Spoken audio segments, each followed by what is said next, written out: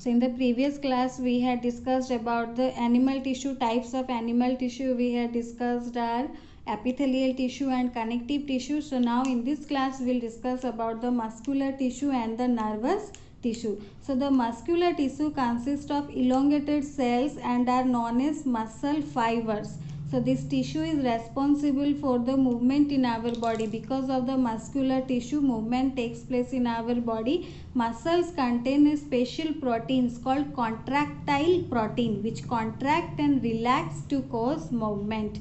So in our muscles there are special proteins present. These are called contractile protein. Contractile protein contract and relax to cause movement. So we can move some muscles by conscious will, like we want to move muscles present in our limbs, move when we want them and stop when we decide to stop. So such muscles are called voluntary muscles, means the muscles which are working according to our will.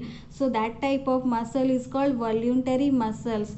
And these muscles are also known as skeletal muscles. These because they are mostly attached to the bones and helps in the body movement. Voluntary muscles, these muscles work according to our will. They are also known as skeletal muscle because mostly they are attached to the bones and help in the body movement. So under the microscope, if we will see the muscles, so alternate light and dark bands or striations, that means light strips and dark strips can be seen when stained appropriately. So that is why they are also called striated muscles. The muscles of this tissue are long, cylindrical, unbranched and multinuclear. That means they are having many nuclei. We can say for voluntary muscles, as they are working according to our will, they are known as skeletal muscle because they are mostly attached to the bones. They are also known as striated muscles because they are arranged in an alternate light and dark band or striations.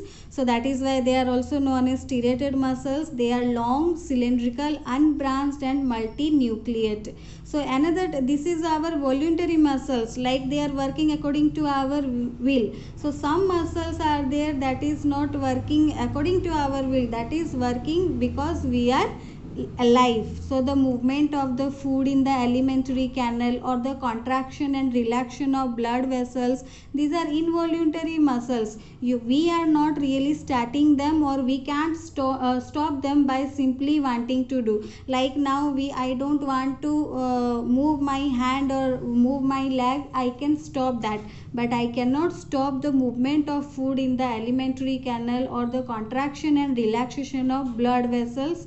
So that is why these are known as involuntary movements. So we cannot start them or we cannot stop them. So these involuntary muscles, they are not working according to our will, that when we want to start we cannot start, or when we want to stop we cannot stop. And these involuntary muscles are also known as smooth muscles. So the smooth muscles or the involuntary muscles, they control the movements of food in the alimentary canal, the contraction and relaxation of blood vessels. They are also found in the iris of the eye, in ureters, in the bronchi of the lungs. So these cells are long with pointed ends and uninucleate. That means they are having only one single nucleus. That is why they are uninucleated. They are long with pointed ends, and they are also called unstriated muscles. Like voluntary muscles are known as striated muscles, involuntary muscles are known as unstriated muscles because there is no alternate light and dark bands are found. That is why it is known as unstriated muscles. So for involuntary muscles, we can say that they are not working according to our will. They are also known as smooth muscles, and since they have no alternate light and dark bands, they are also known as unstriated muscles, and they are long with pointed ends and uninucleate. That means they have only one nucleus. So the muscles of the heart, so rhythmic contraction and relaxation throughout the life. So these involuntary muscles are called cardiac muscle. So heart muscles are called cardiac muscle. These are cylindrical, branched and uninucleate. So muscles of heart is known as cardiac muscle. They are cylindrical, they are branched and uninucleate. nucleate. So next is we can see the shape of the different types of muscular tissues, like our voluntary muscles, involuntary muscles, and the cardiac muscle. This is our voluntary or the striated muscles or skeletal muscle, and this is our involuntary or smooth muscles or unstriated muscles, and this is our cardiac muscle, that is muscle which is present in our heart. So this is our cardiac muscle. So now we will see the nervous tissue. All the cells, they have the ability to respond to the stimuli. So the cells of nervous tissue, they are highly specialized for being stimulated and then transmitting the stimulus